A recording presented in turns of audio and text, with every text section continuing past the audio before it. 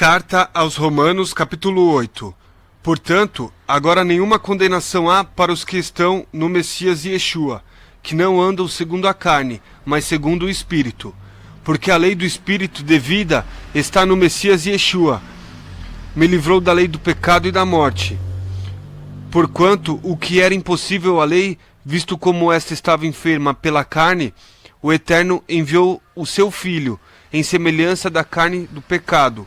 Pelo pecado condenou o pecado na carne, para que a justiça da lei se cumprisse em nós, que não andamos segundo a carne, mas segundo o Espírito.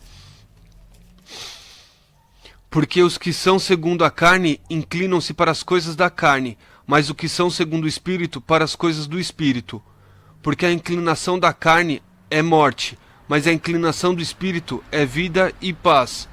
Porquanto a inclinação da carne é inimizade contra o Eterno, pois não é sujeita à lei do Eterno, nem em verdade o pode ser. Portanto, os que estão na carne não podem agradar o Eterno. Vós, porém, não estáis na carne, mas no Espírito, se é que o Espírito do Eterno habita em vós. Mas, se alguém não tem o Espírito do Messias, esse tal não é dele. E se o Messias está em vós, o corpo, na verdade, está morto para o pecado, por causa do pecado, mas o Espírito vive por causa da justiça.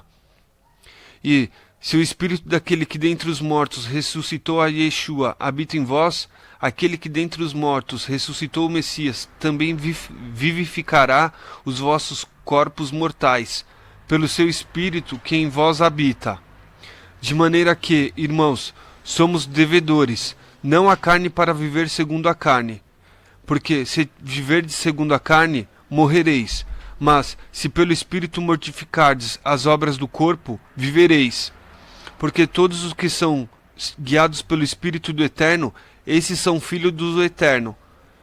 Porque não recebestes o espírito de escravidão, para outra vez estardes em temor, mas recebestes o espírito de adoção de filhos, pelo qual clamamos, Abba, Pai.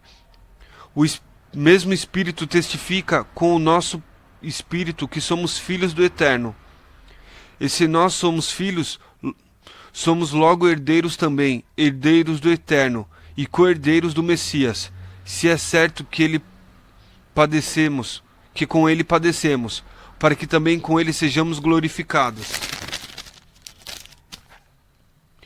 Porque para mim tenho por certo que as aflições desse tempo presente não são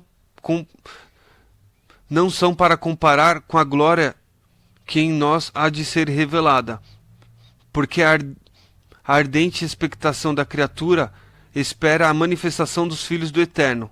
Porque a criação ficou sujeita à vaidade, não por sua vontade, mas por causa do que a sujeitou, na esperança de que também a mesma criatura seja liberada da escravidão da corrupção, para a liberdade da glória dos filhos do Eterno. Porque sabemos que toda a criação geme e está juntamente com dores de parto até agora. E não só ela, mas nós mesmos, que temos as primícias do Espírito, também gememos em nós mesmos, esperando a adoção, a saber, a redenção de nosso corpo. Porque em esperança fomos salvos. Ora, a esperança que se vê não é esperança, porque o que alguém vê, como o esperais? Mas, se esperamos o que não vemos, com paciência o esperamos, e da mesma maneira também o Espírito ajuda as nossas fraquezas. Porque não sabemos o que havemos de pedir como convém, mas o mesmo Espírito intercede por nós com gemidos inexprimíveis. E aquele que examina os corações sabe qual é a intenção do Espírito, e é ele que, segundo o Eterno, intercede pelos santos. E sabemos que todas as coisas contribuem juntamente para o bem daquele que ama o Eterno, daqueles que são segundo o seu propósito. Porque os que dantes conheceu, também os predestinou para serem conformes à imagem de seu Filho, a fim de que ele seja o primogênito entre muitos irmãos. E aos que predestinou a este também chamou, e aos que chamou a estes também justificou, e aos que justificou a estes também glorificou. E diremos, pois, a estas coisas: se o Eterno é por nós, quem será contra nós? aquele que nem mesmo o seu próprio filho o poupou, antes o entregou por todos nós, como nós não dará também com ele todas as coisas? Quem tentará acusação contra os escolhidos do Eterno? É o Eterno que os justifica. Quem é que condena? Pois o Messias quem morreu, ou antes quem ressuscitou dentre os mortos, o qual está à direita do Eterno e também intercede por nós. Quem nos separará do amor do Messias? A tribulação, a angústia, a perseguição, ou a fome, ou a nudez, ou o perigo, ou a espada. Como está escrito, por amor de ti somos entregues à morte todo dia, somos reputados como ovelhas para o matadouro. Mas em todas essas coisas somos mais do que vencedores, por aquele que nos amou.